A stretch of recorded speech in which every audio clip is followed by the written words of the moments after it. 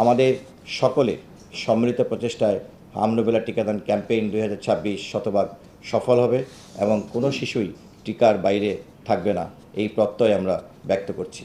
আবারও সকল অংশীজনকে আন্তরিক ধন্যবাদ জানাচ্ছি। আসুন আমরা সবাই মিলে একটি হামমুক্ত বাংলাদেশ গড়ে তুলি এবং সুন্দর সুস্বাস্থ্যের বাংলাদেশ গঠনে অঙ্গীকারবদ্ধ হই। সকলকে অসংখ্য ধন্যবাদ।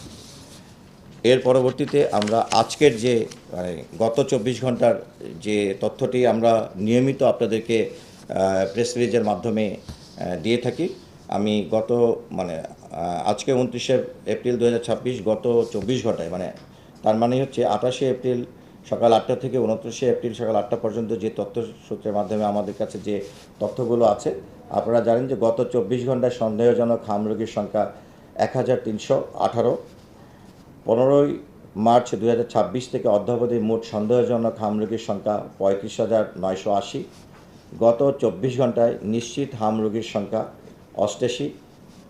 15/3/2026 থেকে অদ্যাবধি মোট নিশ্চিত হাম রোগীর সংখ্যা 4,954। ভর্তির সংখ্যা 15 মার্চ 2026 থেকে অদ্যাবধি মোট সন্দেহজনক হাম রোগীর ভর্তির সংখ্যা 24,310। 15ই মার্চ 2026 থেকে অদ্যাবধি হাসপাতাল হতে চিকিৎসা নিয়ে মোট ছাড় পাওয়া রোগীর সংখ্যা 20,822। গত 24 ঘন্টায় কোনো বিভাগ অনুযায়ী আমাদের কাছে এখন পর্যন্ত গত 24 ঘন্টায় মৃত্যুর সংবাদ নেই। এটি আমাদের জন্য অত্যন্ত আশাব্যঞ্জক। জেলায় কোনো মৃত্যু সংবাদ নেই। 24 ঘন্টায় কোনো নিশ্চিত হাম রোগের কোনো মৃত্যুর সংখ্যা নেই।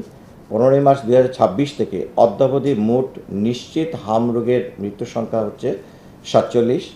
গত 24 ঘন্টায় সন্দেহজনক হাম রোগের যে মৃত্যুর সংখ্যা সেটি হচ্ছে 1 এবং 15ই মার্চ 2026 থেকে অদ্যাবধি মোট সন্দেহজনক হাম রোগের মোট মৃত্যুর সংখ্যা সেটি নিঃসন্দেহে আমাদের জন্য কষ্টের, যেটি আপনারা অবগত আছেন, 227।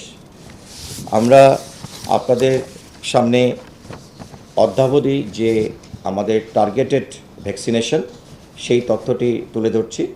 আমাদের মোট টার্গেট হচ্ছে 1,80,32,756।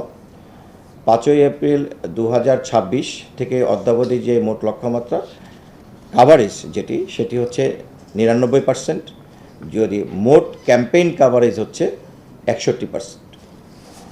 এই ছিল আমাদের কাছে আজকের পর্যন্ত হাম এবং রুবেলা ক্যাম্পেইন সংক্রান্ত তথ্যাদি। আপনারা যদি তথ্যটি বিশ্লেষণ করেন তাহলে দেখবেন যে আমরা মোটামুটি একটি স্ট্যাটিক সিচুয়েশনে ছিলাম। একটা দিন বিগত 2-1 দিনে আমরা দেখেছি কিছুটা সংখ্যা বেড়েছে এবং মাঝখানে একদিন 1400 প্লাস হয়েছিল। তো সেক্ষেত্রে এখন কিন্তু সেই আবার 1100-1200 এরকম সংখ্যায় আক্রান্তের সংখ্যাটি এই লেভেলে আছে। তো আমরা আশা করছি আমরা ইতিমধ্যে আমাদের ন্যাশনাল কাভারেজ 61% হয়েছে। এটাই যে আমরা যদি 70%-এর উপরে চলে যাই আগামী খুব দ্রুততম সময়ের মধ্যে আমরা আশা করছি যে আমরা আমাদের পিক থেকে উন্নতির দিকে যাব।